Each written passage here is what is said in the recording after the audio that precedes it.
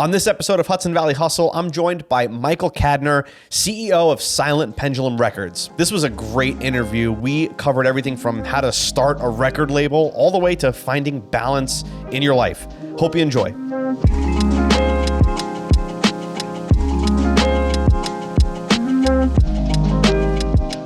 Michael Kadnar, what's up, man? What's happening, Joe? How you been? Fantastic. Good. Thanks for doing this, dude. This is going to be fun. Pleasure. Yeah, thanks for having me. I just want to know, because I never even asked you this before, and I've known you for a little bit, how do you even start thinking about starting a record label? Yeah, good question. It was out of necessity, really. I mean, I'm a musician first. So I'm a drummer. I had a bunch of bands. And when we didn't get a record deal, and I was really proud of an album, my first album, my band and I spoke, and I was like, I'm going to do it. Like, let's figure it out. So, and I figured it out piece by piece, learning from my mistakes. And now it's, a real business, not just a hobby. It's amazing. How many bands are under your label now, roughly? 20 active bands, about 100 people. Yeah. Wow, that's crazy. So a lot of personalities to balance. Yeah. Do you release records for, you said active bands, so like what about, is there like non-active bands? I'm not sure what that means. Yeah, there's bands that have broken up, or there's bands that had albums that really influenced me that were never on vinyl. So I kind of ended up specializing in getting licenses for these albums that were never on vinyl and then pressing them on vinyl for the first time. How'd you navigate the legal aspect of that? Because it's got to be really tricky. When people think record label, I immediately think lawyers, suits, like a lot of red tape. Is that true? Yeah, it is. That's why until I came into the picture, a lot of these records were never on vinyl. So basically what happened in the 2000s is a lot of young bands signed record deals, 18-year-olds, 20-year-olds, and without a lawyer. So they said, oh, you're going to give me $5,000? Oh my God, wow, I'm famous. And what happened is in that 50-page contract on page 49, there's something that says, oh, we own your music in perpetuity forever in the universe, not just Earth, in the universe. And we're also allowed to license it to anybody we want at any time to make more money. This little paragraph snuck in there right before the end, right when you're falling asleep. So, I hired a lawyer. I read these contracts, and I helped my friends at first to navigate this really antiquated and unhealthy music industry and legal world, which a lot of my friends they thought they were screwed. They thought they're like, oh, my music is owned forever. I'll never see it on vinyl. So through that whole process, I learned a lot, and I also was able to release my favorite music and help my friends get their music onto a really beautiful format, vinyl. Right, because when did that start to come back, right? Like I think it was like pre-COVID, it was starting to happen. And then it really, I think, all came together during COVID. Was really the peak. That's where I started doing a lot of my licenses, and that's where I started selling out of releases in less than 24 hours, which is crazy. So, I think it was all happening pre-COVID, during COVID, and people couldn't go to the restaurants, couldn't go to venues, couldn't go to concerts, couldn't go to the bar. So all that disposable income now went to supporting living artists, which I think was amazing. Yeah. Are you doing only new releases on vinyl, or is this something, so let's say you sign a band and they have a library of albums, are you able to basically re-release those albums on vinyl for that band? Yeah, I like to do that. I like to kind of do the whole catalog. That's what I've historically done, and I like to continue to do. So if a band broke up for a while, they come back, I like to do their historic releases and the new release. Or if I sign a new band and their first album's not on vinyl, then I'll be like, let's do your first album before I met you and this new album. So there's a lot of synergy with that. Yeah. What are the types of music that you represent? Because I know it's a couple different genres, but what would you say are the main? Yeah, I think the label specialized in mathcore, grindcore, experimental music, progressive music, and that's kind of the foundation. And now the last year, I've slowly started to expand the spectrum a little bit into some industrial, into some pop, into some hip hop, while still keeping that core mathcore, grindcore, experimental metal. That's like still at our very core. Any, for lack of a better term, like divas in these contracts? Like, does it like the artist, is there ever any kind of like clash with the artist or? Yes. That's does happen? That is the hardest part about the music industry. I have so many friends and colleagues who are absolute gentlemen. They're some of my best friends. All my employees are actually, I would say 90% of my employees at the record label are artists on the roster. Mm-hmm. So it ended up being another synergy where it's like, oh, I signed you. He's like, oh, I'm a graphic designer. Oh, I'm a webmaster. Oh, I'm a social media manager. I'm like, well, do you want to help? So that aspect's great, but I'm trying to think. I mean, it's not a lot, but there are, I would say, 2 or 3 specific individuals who were so absolutely rude and entitled and offensive that we don't speak anymore. So I can count it on one hand, which I would say is good. I think that's good. But it takes a lot for me to cut you out or to say like we're no longer working together. I have a lot of empathy.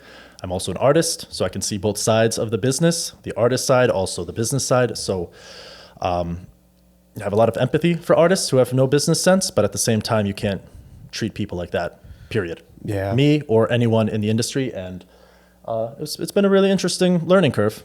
Yeah, that's got to be a challenge. Because you have to pick the right people, because you're investing in people, really. That's what a record label is. You're investing in their art and them as humans, and you're trusting that they're going to play shows and go on tour and make another album and promote it.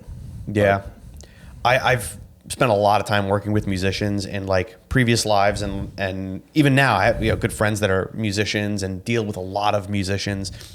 That industry, and maybe it's just the art creative type of an industry where, like you said, they're really, really good at that creative sense. But when it comes to the business side of things, I don't know why, personal experience working with musicians, really difficult. Yeah. Because I'm a musician too. I've played music all my life, but I can kind of divide my brain up, I think, into 2 different segments where there's the creative side and then you have to be a good person and a good business person. A lot of times that doesn't compute. Yeah, I mean, there is a reason why there is a stigma and a stereotype of rock stars, right? And rock star bullshit. And I mean, when you have these mega stars who don't even pick their own clothes or get dressed or cook food or do laundry, it's like, okay, there's a little bit of a disconnect. But at this level where I think you and I operate, I mean, there shouldn't be any disconnect. I mean, there is no space for rock star bullshit. There is no space for ego at that level. Because, unless there's equal respect, then there's going to be a problem in the business relationship. Because, no one is here making millions, at this level. So you can't act like that. Yeah. Did you think about that part, like the human element, when you were starting this, that you would have to deal with so many different personalities and have to really put that business sense with the music sense? No, I didn't consider it, because in the beginning, it was really my best friends. And really for the first 10 or 20 releases with Silent Pendulum, it was friends. It was bands I was either in or I ended up joining, or people I've toured with and I knew on a personal level. So those first 20 releases, I was very close to everyone. I knew who they were. I knew their ethics. I knew how they are to be around for 24 hours on tour. So when I started it and as it accelerated, I never thought like, okay, it's going to grow. And then I have to really work on my communication skills and, personal skills with all these different personalities. You said you started it basically with friends, right? Bandmates, friends. I've heard lots of horror stories. Businesses started with friends, with family, and it usually never ends well. Mm-hmm. How do you manage that with working with friends and working with that? I always would tend to shy away from that if possible, just because I've heard so many, sad stories. Luckily, I mean, the label is mine. Fully funded by me. I own the company. It's always been me. When I say work with friends, I mean, I signed friends' bands. I say the people in my bands are my friends. So I think the biggest thing is communication. I think the biggest thing is honesty, transparency, all these core values. And I think not even I think, I know people see that in me. That's why all my bands stay with me. That's why I have longevity. That's why bands will do multiple records with me. But as far as keeping it separate, yeah, it's all communication. And I mean, I also have a therapist, so like I talk about it in therapy. I think that's really important too, is to talk about mental health and communicating, because a lot of time it's like a bunch of bros broing out, and it's like, well, how does that make you feel, dude? Like, you're obviously being weird about this release. So tell me you're mad, or tell me you're happy, or tell me what you need, because if you don't tell me, then we'll never fix it. So it's a lot of those kind of conversations. It's funny you say that, because I had a similar conversation with a couple of other people doing this, and just talking to so many business people in my life. But how important is it for you as the owner, where everything kind of relies on you? How important is it for them to be able to communicate that to you, whether it's clients, whether it's employees, friends, family, because you don't know what you don't know? Yeah. I mean, I encourage people to do that. I encourage people, I walk the walk and I talk the talk, and I encourage my employees and my friends and my bands to do the same thing. And I mean, I've been doing this for a long time, and I'm still here. And even if I wanted to quit, I can't quit. I mean, I'm in it. So I have numerous video calls with my whole team, the label team. I encourage my bands for us to have Zoom calls, just like, if I haven't seen you in 2 months, like, let's just talk. Mm-hmm. Do you guys want to play shows? Do you want to have a kid? Like, tell me, because I don't know what you don't tell me. So, and if you have unreasonable expectations or expectations that don't align, then of course people are going to be disappointed. If one guy in the band or one guy on the team is like, we have to get as big as Sony Records or Warner Brothers or whatever, and then another guy's like, oh, this is a hobby, but I'm just going to have a kid and I'm going to work my regular job, then of course everyone's going to be upset. There's going to be a miscommunication and people are going to get hurt. So I think having realistic expectations and letting people know what those are so important, especially for bands. Because even in bands I'm in, there was years where I was like, let's go 200%, let's make it, whatever that means, make it. But there was some guys in the band who were like, nah, I'm going to work a job and I'm going to have a kid, and that's great. But, it was two totally different worlds we were coexisting in, I feel like the sooner you set those expectations, the easier it becomes down the line, because they know what the goal was at the beginning, right? Because if you all start it at the same level, down the line, like you said, I want to go at this level and they don't, it would have saved you so much heartache and time and energy knowing that going into it. That, like, obviously when you're starting something off like that, your emotions are set high, you're excited, you're running on adrenaline, so it may be something that it's easy to overlook. But if you're thinking about starting a team, growing a team, whatever it be, lay it out as early as you can, so that way there's no surprises down the line. Yeah, I agree.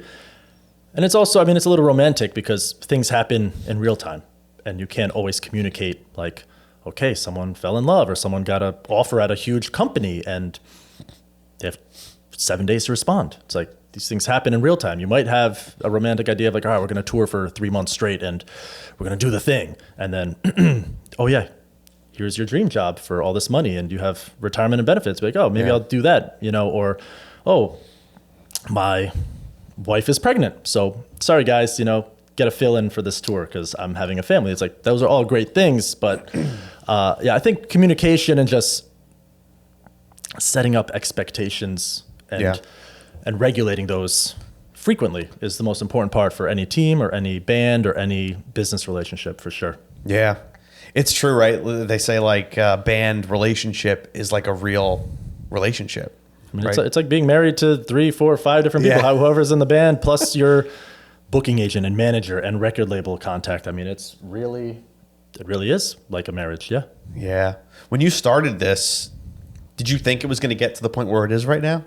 Definitely not. No, it was like just for fun and out of necessity.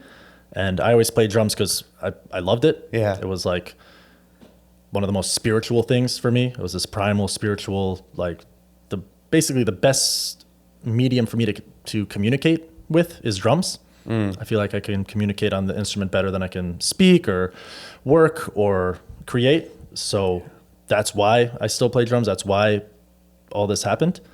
But yeah, to be at this level, it's really humbling, and I mean, I'm very grateful. And I also simultaneously feel like it's still just chapter one, because like I see so many things happening right now, and there's so many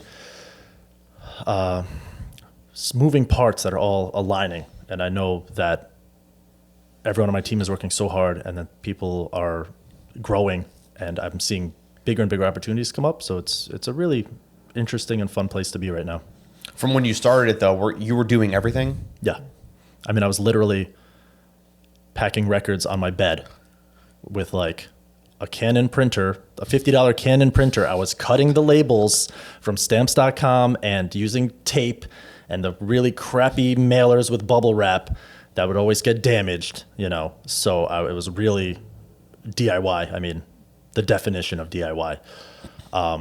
So to zoom forward to now, I mean, you know, Dave Schermerhorn is my packing manager. I moved the entire production from New Windsor, where I met you, to Albany. So everything's at our warehouse in Albany. Dave is packing orders every day. On it like this, I mean, he's faster than I ever could be or was, even when I had no job and was just doing the label. It was Dave's on fire. Yeah. So it's really exciting to see and to look back and be like, wow, I was packing records on my bed, like after a day job, just getting it out. And then now to just be doing the operations and the oversight it's just a good spot to be in right now. Yeah. Yeah. Well, how many on your team now? 6. All right. So going from just you as the solopreneur managing everything inside the label to going to one employee, do you think it was harder to go from 1 to 6 or 0 to 1? Definitely from 0 to 1.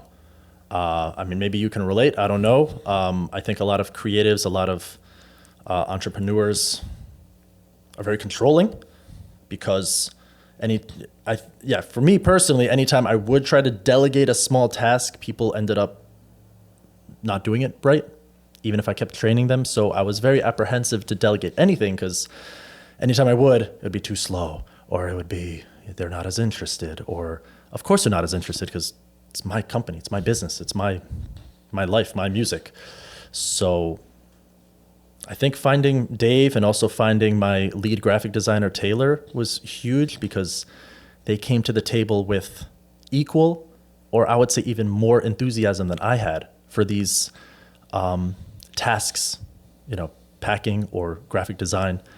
So seeing that really flipped my mind and made me believe the whole entrepreneur thing of like, all right, to succeed, you have to delegate because you only have 24 hours a day as one person. So, yeah, that was really hard. And I struggled for years doing a DIY by myself, having girlfriends help me pack, having my brother help me pack, having friends, or even my mom one day. I was like, Mom, can you like put these stickers on this with me? You know, we were just hanging out. So to delegate and to have people who really care about it and are doing it and getting paid is a huge relief because, you know, you can only call in so many favors. Sure. It's like, you know, do you want to go on a date night, or do you want to, you know, stick these labels on these boxes for me for 2 hours?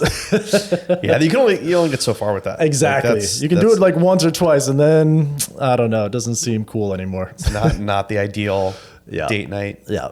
Yeah, no, it's true. You for me it was going from 0 to 1 was harder than 1 to 2, right? Yeah. Because it's a big decision. I mean, you're employing somebody. There's a lot of things that go into that. There's so many things now. As soon as you bring on an employee that you don't realize, right? The insurance issues that you have to deal with, and the taxes, and all this other shit that they don't tell you when you're going into this. No one tells you on your own. It's a full learning experience on your own. Mm-hmm. You can have people tell you things. You can ask questions and do all of the research that you want, but until you're in it and you're doing it, there's way more than you think there is to it. And, always. But you got to get past that first one, right? I feel like once that first one happens, once you bring that first team member on and things are going good, then it's like this feels good. It feels good to be able to say, you know what, I'm having somebody do this for me, and they're going to do it better than I will. Mm-hmm, mm-hmm. And I love that. I love that. Like Tom over there. Mm-hmm.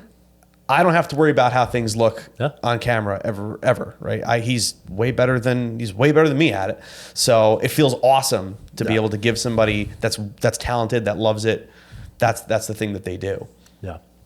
So yeah, growing a team is, but what you said before, they're not. It's hard to find somebody to love that baby as much as you, right? As much as people love their job and do the things that they do. It's very hard to find somebody to treat it like it's their baby, because it's usually not, right?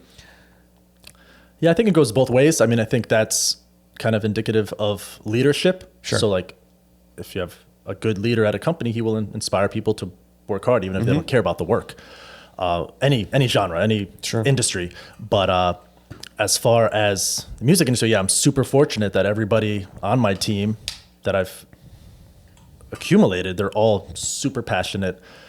They're in music because they have to be. I mean, there's no other option. Yeah. So they're like me, and it's not about get rich quick. It's not about screwing people over. It's about the long term. It's about creating. It's about friendship. It's about a rising tide raises all ships, and that's what I believed in since day one. Yeah. And I'm always trying to put the best foot forward for everybody and raise everybody up and inspire everybody.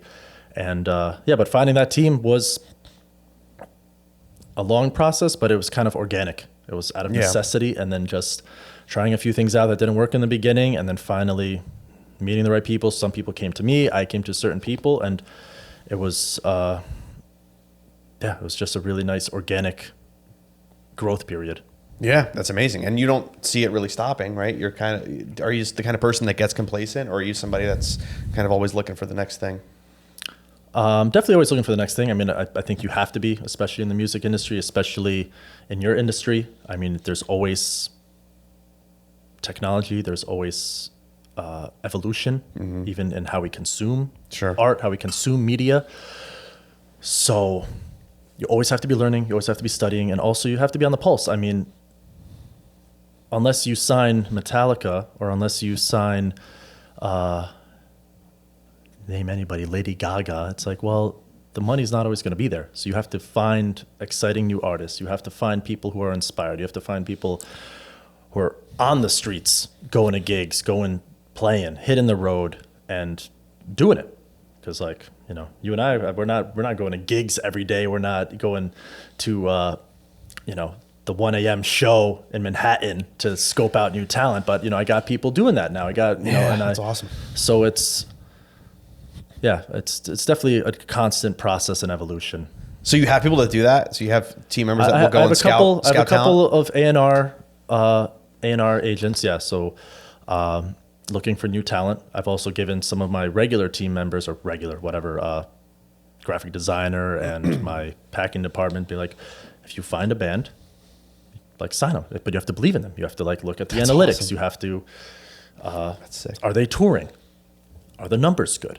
You know, and it's been a learning process too. We've had great releases, and we've had some where it was like, the music's awesome, but the band broke up like 2 months later, and it's like, well, they never toured, and now we got all these records. So that's the risk you take. Yeah, you know, that's the whole risk of this thing. You know, Is it possible for somebody to be scouted at like the 1 a.m. bar? Like, is that still a very real possibility? Absolutely. I mean, with social media, it's kind of destroyed that culture, you know, of everyone's going out like, oh, this hot band's playing Friday night at this place, like come through.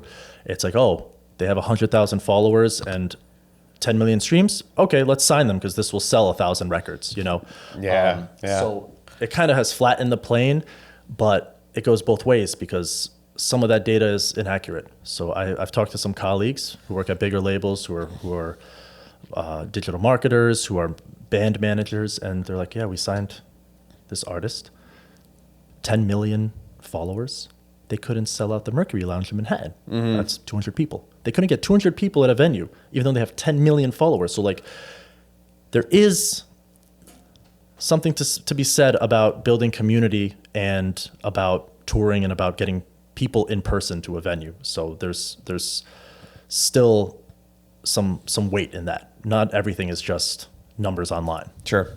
But on the other side of that, though, have you seen the TikTokification of social media also benefits some smaller artists too, because they now have a platform that they don't necessarily, at least early on, they might not need the label to get exposure, right? They can release their music. I mean, there's artists that are releasing songs, every week, and they're getting tons of exposure from that.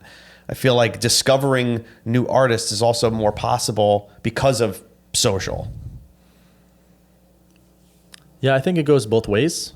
I think social media has been really great for certain types of artists, certain types of creators. I think there's a great injustice for live music with the current TikTokification of everything. Really? Because it has to be hyper edited and like really look crazy to be interesting. Meanwhile, the market for a person just playing in the bedroom and writing music, or just playing in a nice studio, that's great. I mean, if you're good at what you do, yeah, people are gonna consume that. That's great. But I do believe there's a big disconnect from the studio or bedroom superstar and live music, because certain musicians out there are doing that, becoming famous, getting endorsements, getting hundreds of thousands of followers, and then it's time and time again they get invited on tour. Oh, can you play in this band? Can you play for 2 weeks? And then it's a disaster. So it's great on one hand, but then there's this whole other skill set of interpersonal communication about being a cool hang in a van for 2 weeks or 6 weeks or 8 weeks, just not being a maniac and just being a team member. So I do think what you're saying is accurate, but I also think it's not the end all be all. Yeah. And that's still why concerts are so important. That's still why people go to MSG to see the super acts, because yeah, you can go see Beyonce's music video and it's awesome and it was millions of dollars, but you still go see Beyonce because she puts on this production that is one of a kind. There's nothing like going to a concert, right? Yeah. There really isn't. Yeah. It's one of my favorite things to do. Like, my wife and I don't get to do it as frequently as we used to. We used to go to shows all the time before kids, and it's one of the things I miss about that time of my life, just going to shows. It's amazing. I guess I'm talking more about as a listener, being able to discover new music, discover artists that were not put in front of me, if that makes sense. So, like, I guess my question would be, have any of your A&R people discovered talent that's offline, right? That maybe had that following that's actually come through? I would say my two main A&R people, the two biggest discoveries were probably online. No shit. So yes, it was online. But for me, when I started this label, all my signings were from in person. Up to this day, I mean, I would say 90% of my signings is because a band that toured with me opened for us, or when I was on tour, I saw them play, or they played in New York and I happened to see them, and I'm like, you blew me away. And I mean, I've seen thousands of concerts at this point, every genre. So, like, to be blown away at this point means a lot to me. Yeah. And so when that happens, I'm always dead serious. And my hip hop project, Eulogy, I saw him play at St. Vitus last year, or a year and a half ago. And again, blown away. He was a one-man hip hop, like hardcore hip hop artist. Yeah. I immediately went to the merchandise table and I told the merchandiser, I looked at the vinyl and I was like, if he needs a real label, like, call me. I told her. and then I go on to say, he also needs a live drummer. So, like, I want to be his live drummer. And that's how I signed Eulogy. Like, that's sick. I just didn't even have to think about it because I was so blown away. And, going to shows every week and being in this industry, you see a lot of great music. Yeah. But to see phenomenal music and pure passion and to be blown away is so rare now. So it means a lot. That's why I still urge people to go in person. Because, I mean, we're all there. Everyone's guilty of it. It's just like, hold on. It's like, okay. Sure. Scroll. Oh, that's cool. Okay. And then, we're just consuming. But when you get past that one step beyond that and actually have a huge emotional reaction or connection to something, that's the plane that I'm trying to operate in still. Yeah, I'm still grasping at this romantic idea of like, well, music is still one of those mediums where it can change your life. It can affect you. It can help you process death or love or whatever you're going through. So, that's why I'm still doing what I do and still go in person. Yeah. There's also something too about the way that you're able to see an artist live get the feedback from the audience is very different from likes and comments, right? That crowd roar has got to be way more satisfying than having a viral video. Yeah. I mean, I get, the dopamine's great when we have a video go viral, but I can imagine for an artist that performs for people, getting that immediate feedback from 1,000 people has got to be way more powerful than the dopamine rush of going viral. Yeah, I mean, that's why you see some of these legacy artists touring until they're 70 or 80. Sure. It's not just money. It's the ultimate reward, is that in-person dopamine reaction of playing and getting instant feedback. And artists are always looking for that online every day to get a little hit, but to have the maturity and perspective to know like, okay, that's not everything. I create art and music for myself, and then, having that validation of playing live and success is, of course, a great feeling. But you gotta kind of mitigate it as well. Yeah. But I agree with you. I mean, that's why robots haven't replaced live gigs. Sure. That's why you still see bands. That's why you still see pop artists with live bands, because it could just be a laptop, but there's something to be said about humans doing it. Having a band improvise in real time, playing the music, doing certain fills, doing a little guitar solo. It's that ultimate level. Yeah. Do you ever get, I'm not trying to like change gears, but like, do you ever get tired of your work also being the thing you love to do outside of work? Absolutely. Yeah. It's the dangerous double-sided sword or dagger, whatever you want to call it. So that's one of the reasons I assembled a team. That's one of the reasons I have a social media manager, because so many of my friends and colleagues in every genre and everything from music to design to painting to modeling, they all confide in me with the same problem. And it's like, I'm not good enough. Oh, this person why does this person get 20,000 views? I get 500. And, I think I'm better. Or I think my art is worth more. So this whole thing, it's exhausting. But at the end of the day, it's like creatives have to create, period. So, but working in the music industry and trying to create is exhausting. And I have a lot of, in the beginning I was like, I have to make it as an artist, only making money from art, lessons and touring and vinyl. And now the older I get, I'm like,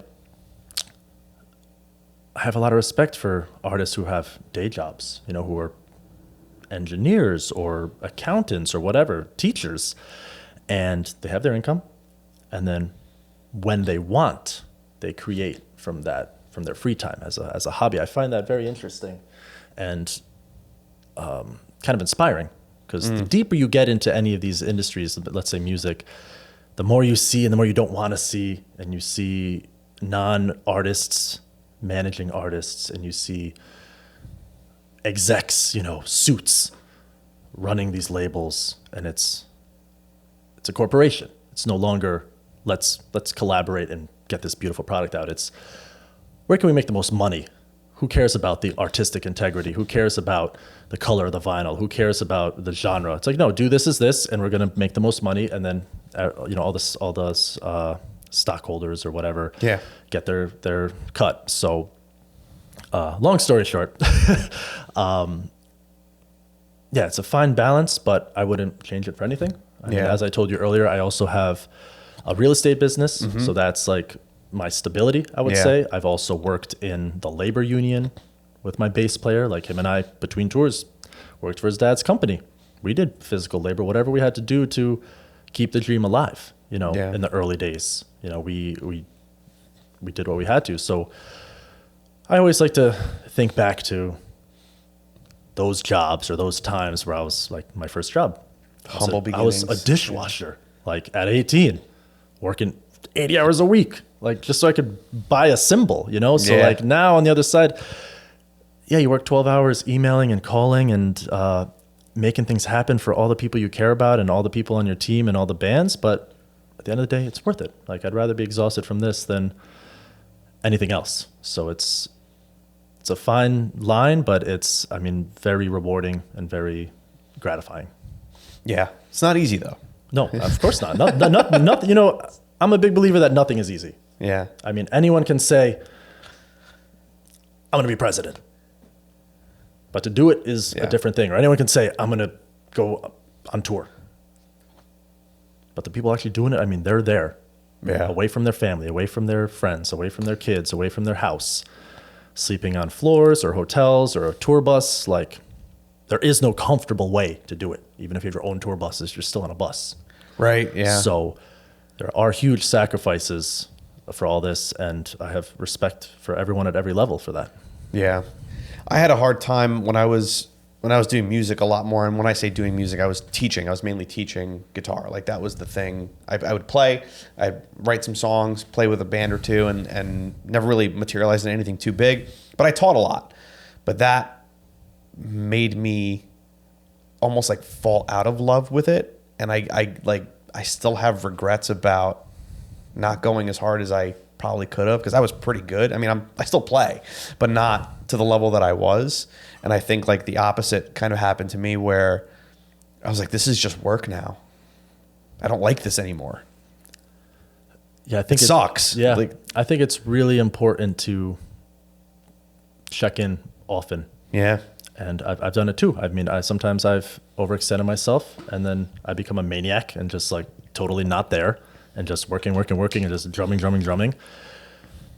And I think it's important to check in and to take time off. And, I have a lot of respect for artists who are like, I'm taking this tour off to go to rehab or to go be with my family, or I'm just taking a break, or I'm not going to drum this month, because there is this societal pressure to be 24/7, especially in America, to be an entrepreneur, to be working all the time, to make money, more.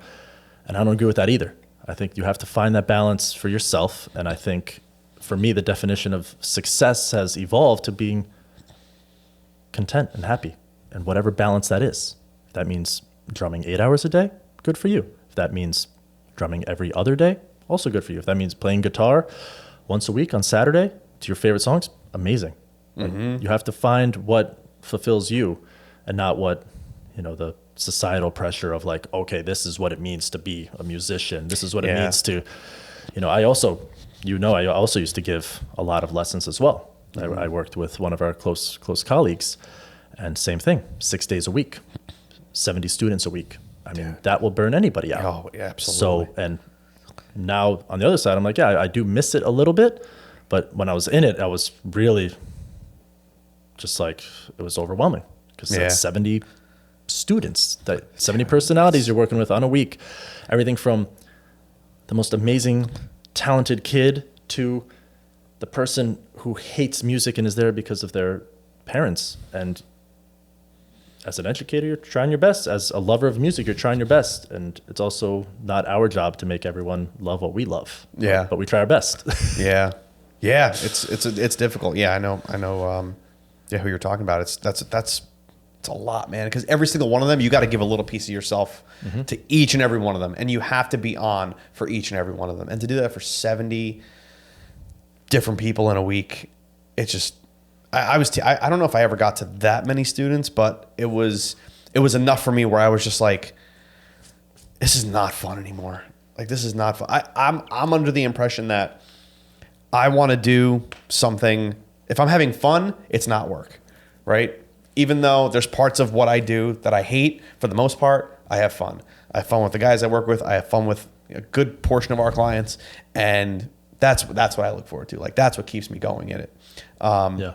But I guarantee you, I'm not going to go home tonight and go like make a video, because you have to have that balance, like you said, because otherwise it's not going to be good. It's not going to end well. Yeah, I think the biggest thing with all of this is what you said, balance. And it's hard because when you want to succeed, you keep pushing. You get more students, you get more bands on the roster, you get more clients doing more podcasts, more videos, more editing. So money's good, but then your soul is not. So it's always kind of just finding that balance, and it's never ending. Yeah. Because it is the long game, and you just need those frequent check-ins, and you also need ways to find your balance away from that. Like you said, make your boundaries when you go home. Have other hobbies. Go to art museums, go out to eat, go do fitness, whatever that is that'll balance and center you. So the next day you can be like back at it. Yeah. I almost ironically call this show Hudson Valley Hustle, because the hustle culture has been so overdone, and it's like I almost want to like kind of redefine that, because I'm not a fan of the hustle 24 hours a day, because there's a lot of people that will act like they are and not really getting anything out of it. It's all for appearances on social. And what do you think about that? What do you think about that, the definition of the new hustle culture, where everybody has to be an entrepreneur because it's so fucking cool right now? I mean, it's definitely in vogue. I don't think it's sustainable as a fad or as a movement. I think it's a great idea for certain people because, I know you got the Gary V book back there. I know we've both read that. I know he's a big proponent of like, do what you love. If you're not good at school, don't go to college, start a business, and that's very romantic also. I mean, yeah, you got parents who have money and they can give you a startup fund. Great. Like go for your dreams if you have a dream at 18. But as far as hustle culture, I mean, I think we're very much, you and I are on the same page with balance. I mean, if you want to hustle so hard that you're working 7 days a week and you're making millions and you have the nice car and the nice house, but you're never there at your house with your family, you're never there to drive your car, you're hustling until you die, then where is the quality of life? Where is the happiness? So for me, I'm kind of on the opposite end of that now. And for me, it's very important to have quality of life, to have peace, to have like serenity, to be calm, and to really enjoy what I'm doing. Even if that means less money, less clients, a slightly less nice car, whatever those XYZs that people think are so attractive. So, and also for me, I think the most important thing is the personal wealth, as far as like being healthy, learning more, having hobbies that are interesting and fun for me, not not externally, internally. So I think that's more interesting. As a self-proclaimed hustler myself, though, like, even my accountant goes, "You have the most unique income streams I've ever seen," and I'm like, "Cool." This is the only path I knew how to take because I didn't want to work a 9-to-5 for somebody else. Yeah. So I did everything in my power to not do that. And I do believe in that. I do think people can do that, but there has to be the awareness that you're going to work hard certain times, but check in and find your balance. Yeah. And find the right people and do it for the right reasons. Don't do it for Instagram clout. Don't do it for a Lamborghini. Don't do it because whatever you think this XYZ is that's going to get you this XYZ, it's not.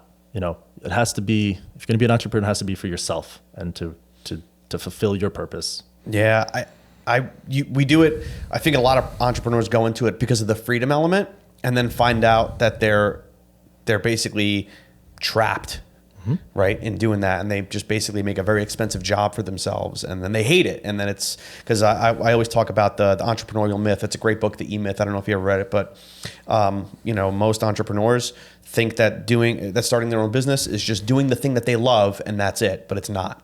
You can easily get trapped into everything else that comes along with that you're not told and that you don't understand.